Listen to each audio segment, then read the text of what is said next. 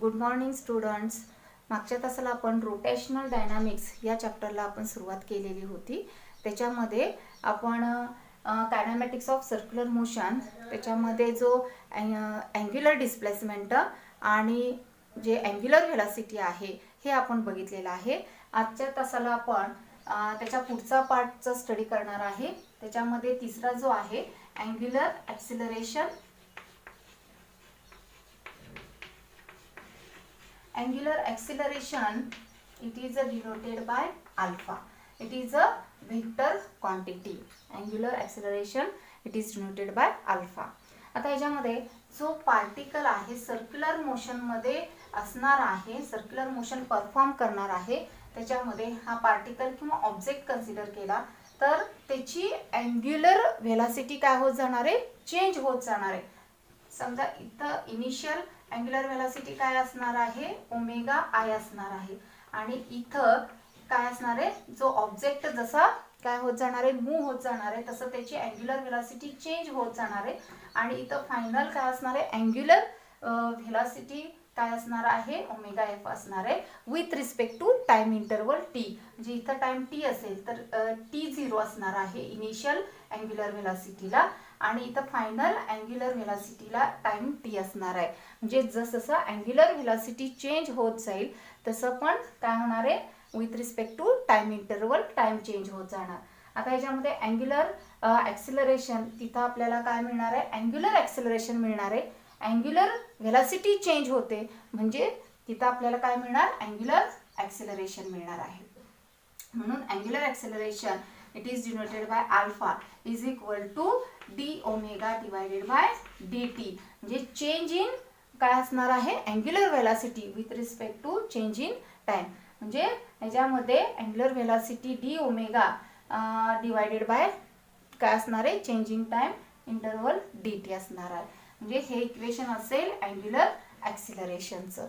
मग आता त्याच्यामध्ये डेफिनेशन कशी असणार आहे, the rate of change of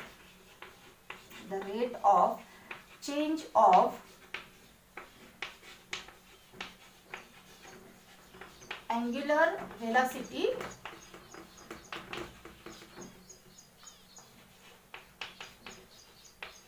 with respect to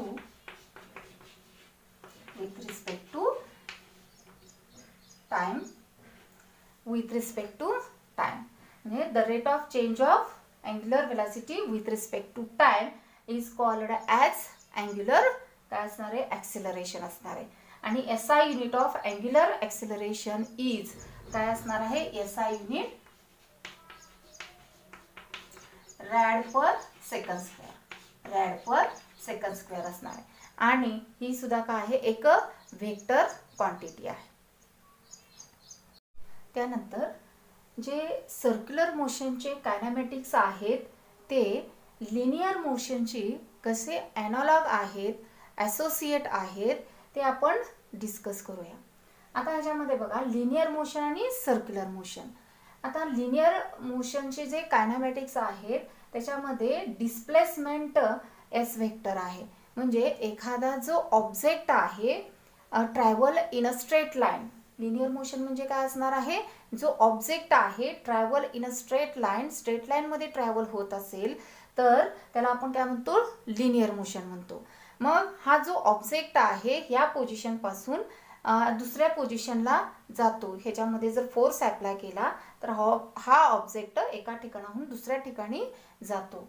त्यावेळेस त्याचं काय होतं की डिस्प्लेसमेंट होतं. तिथं आपल्याला काय मिळतं, याच्यामध्ये डिस्प्लेसमेंट मिळतं आणि it is measured in metre.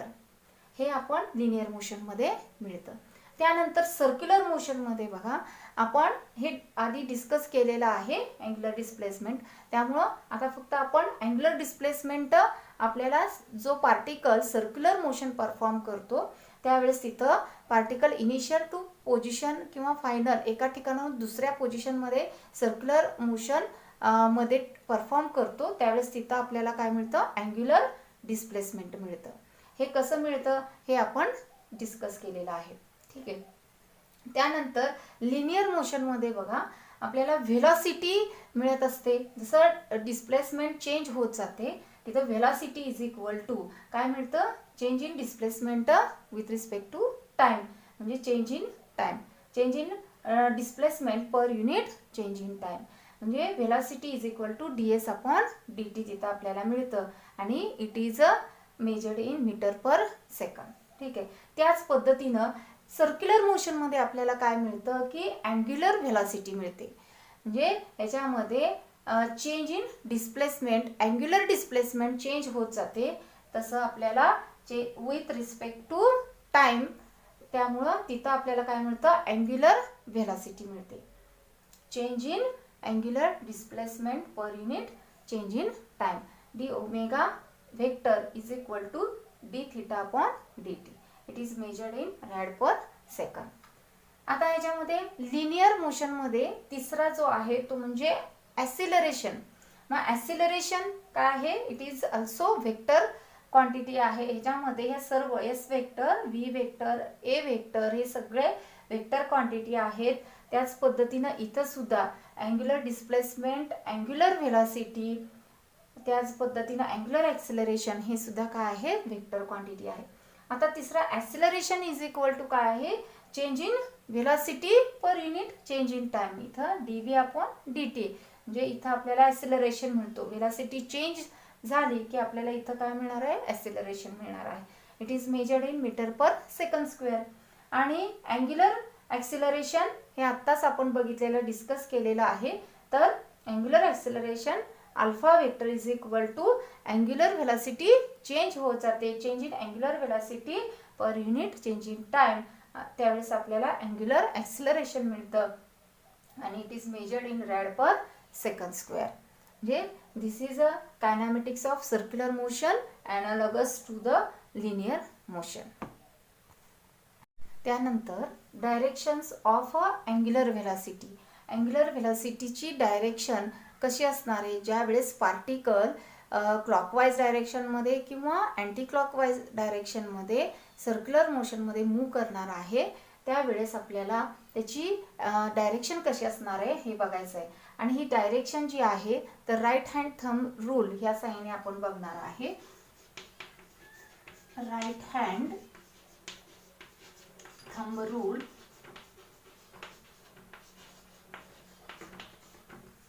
ठीक आहे. आता समजा जो ऑब्जेक्ट आहे तो काय करणार आहे, सर्क्युलर मोशन परफॉर्म करणार आहे, त्यावेळेस तो कसा असणार आहे, अँटी क्लॉकवाईज डायरेक्शनमध्ये समजा परफॉर्म करत असेल एखादा ऑब्जेक्ट, त्यावेळेस अँग्युलर व्हेलॉसिटीची डायरेक्शन कशी असणार आहे, तर हे अँटी क्लॉकवाईज डायरेक्शन आहे. Anti clockwise direction.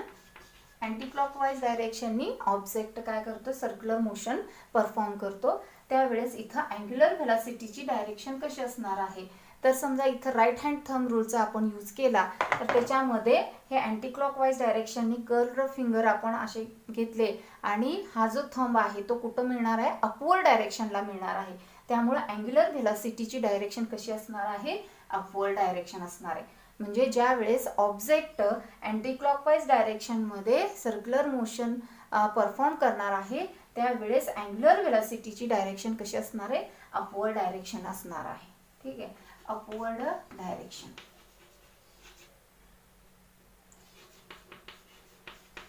त्यानंतर समजा जर ऑब्जेक्ट हा क्लॉकवाईज डायरेक्शन परफॉर्म करत असेल, आता याची डायरेक्शन कशी असणार आहे, क्लॉकवाईज डायरेक्शन असणार आहे.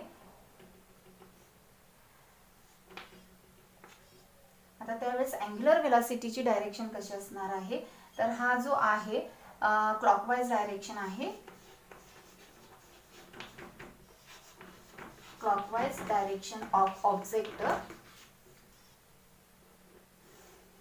आणि ह्याच्यामध्ये काय असणार आहे, हे जे अँग्युलर व्हेलॉसिटीची डायरेक्शन कशी असणार आहे बघा, हा जो आहे तो काय असणार आहे, क्लॉकवाईज डायरेक्शन. क्लॉकवाईज डायरेक्शन कशी येणार आहे, कर्व्ड फिंगर कशी येणार आहे, ह्या बाजूला येणार आहे. त्यामुळं आपल्याला हा जो थंब आहे तो कुठं स्ट्रेच होतो, डाऊनवर्ड डायरेक्शनला. ठीक आहे, हे थंब कुठं होतं, डाऊनवर्ड डायरेक्शनला.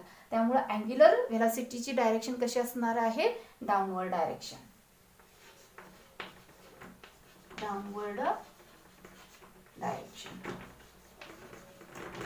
ठीक आहे. म्हणजे ह्याच्यावरून आपल्याला समजतं की राईट हँड थंब रूलचा यूज करून आपण डायरेक्शन ऑफ अँग्युलर व्हेलॉसिटी सांगू शकतो. त्यानंतर युनिफॉर्म सर्क्युलर मोशन. आता युनिफॉर्म सर्क्युलर मोशन काय आहे, युनिफॉर्म म्हणजे काय असणार आहे, सेम असणार आहे. युनिफॉर्म म्हणजे सेम. आता समजा एखादा ऑब्जेक्ट जो आहे, समजा हा ऑब्जेक्ट आहे किंवा पार्टिकल आहे, तर तो काय करणार आहे, सर्क्युलर मोशन परफॉर्म करत असताना त्याचं स्पीड कसं असलं पाहिजे, कॉन्स्टंट असलं पाहिजे. समजा हा ऑब्जेक्ट आहे, ह्याचं स्पीड काय आहे, 10 मीटर पर सेकंद आहे. ठीक आहे. त्याच पद्धतीनं ह्या पॉइंटला सुद्धा हा ऑब्जेक्ट ज्यावर सर्क्युलर मोशन परफॉर्म करत असतो त्यावेळेस त्याचा स्पीड कसा आहे, 10 मीटर पर सेकंद आहे. इथं पण काय आहे, 10 मीटर पर सेकंद आहे आणि इथं काय आहे, 10 मीटर पर सेकंद आहे.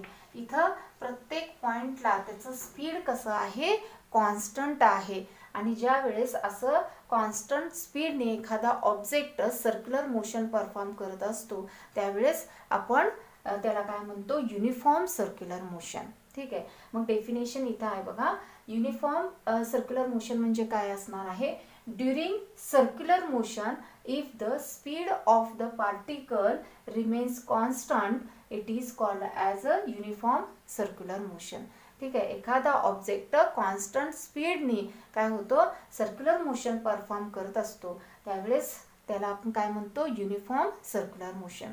आता ह्याच्यामध्ये फॉर एक्झाम्पल सांगायचं झालं तर बघा, सन काय आहे, सेंटरला आहे आणि त्याच्या अराउंड सर्क्युलर मोशन मध्ये काय करतो, अर्थ रिव्हॉल्व करत असतो विथ कॉन्स्टंट स्पीड. त्याचं स्पीड कसं आहे, कॉन्स्टंट स्पीड आहे.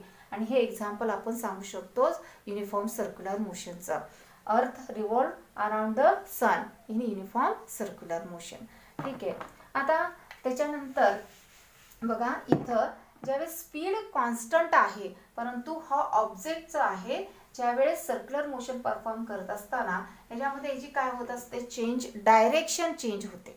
म्हणजे डायरेक्शन चेंज होते म्हणजे इथं व्हेलॉसिटी काय होते, चेंज होत जाते. प्रत्येक पॉइंटला काय होत जाते, डायरेक्शन चेंज होते आणि त्यामुळे इथं व्हेलॉसिटी सुद्धा काय होत असते, चेंज होते. ह्या पॉइंटला सुद्धा व्हेलॉसिटी चेंज होते आणि इथं पण व्हेलॉसिटी चेंज होत जाते.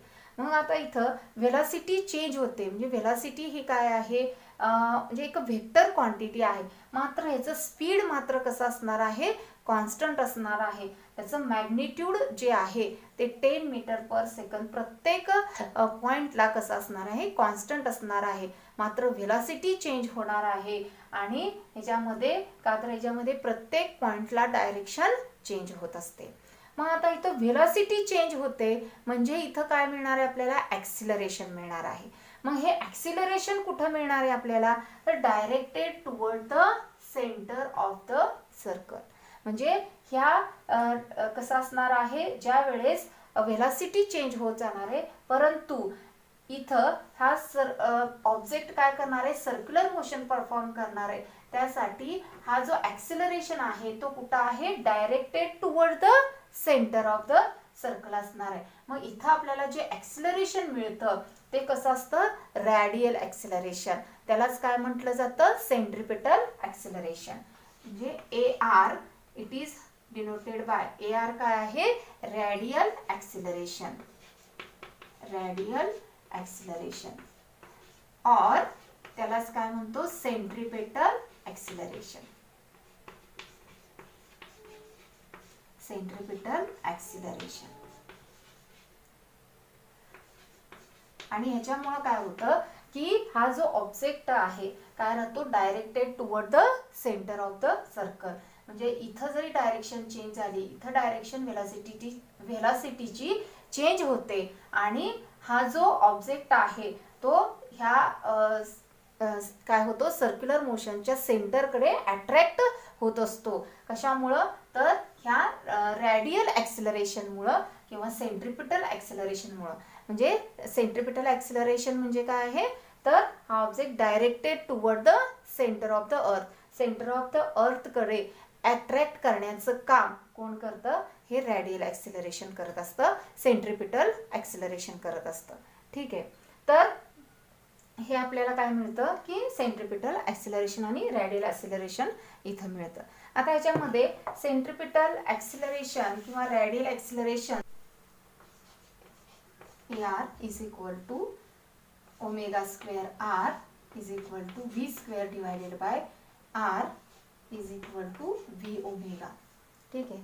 We know that the relation V is equal to R omega. मागच्या आपण 11वीला हे रिलेशन आपण बघितलेलं आहे युनिफॉर्म सर्क्युलर मोशनमध्ये. त्याच्यामध्ये V is equal to R omega हे रिलेशन आपण बघितलेलं आहे.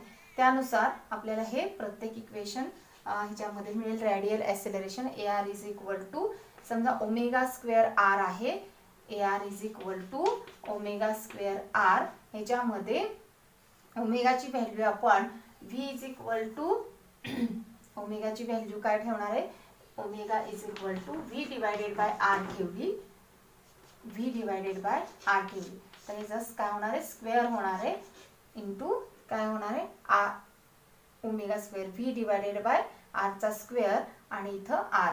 आणि ह्याच्यामध्ये कॅल्क्युलेशन केलं तर काय मिळणार आहे, V स्क्वेअर, इथं काय मिळणार आहे V square divided by R square, V square divided by R square into R. ह्याच्यामधले एक R कॅन्सल होईल, काय मिळणार आहे V square divided by R मिळणार आहे. ठीक आहे. आणि त्यानंतर पुन्हा समजा V omega AR is equal to V omega हे आपल्याला कसं मिळणार आहे, तर ह्याच्यामध्ये V divided by R AR is equal to V square divided by R हे जे रिलेशन आहे त्याच्यामध्ये V divided by R into V हे आपण सेपरेट केलं तर आपल्याला ह्याच्यामध्ये जे V is equal to R omega relation आहे त्याच्यामध्ये V divided by R is equal to omega केलं, V divided by R is equal to ओमेगाची व्हॅल्यू याच्यामध्ये सबस्टिट्यूट केली तर आपल्याला AR किती मिळणार आहे, V divided by R omega into V. ठीक आहे. म्हणजेच V ओमेगा हे रिलेशन मिळणार आहे. अशा पद्धतीने आपल्याला रॅडियल ॲक्सिलरेशनचं हे इक्वेशन मिळणार, omega square R V square divided by R is equal to V omega.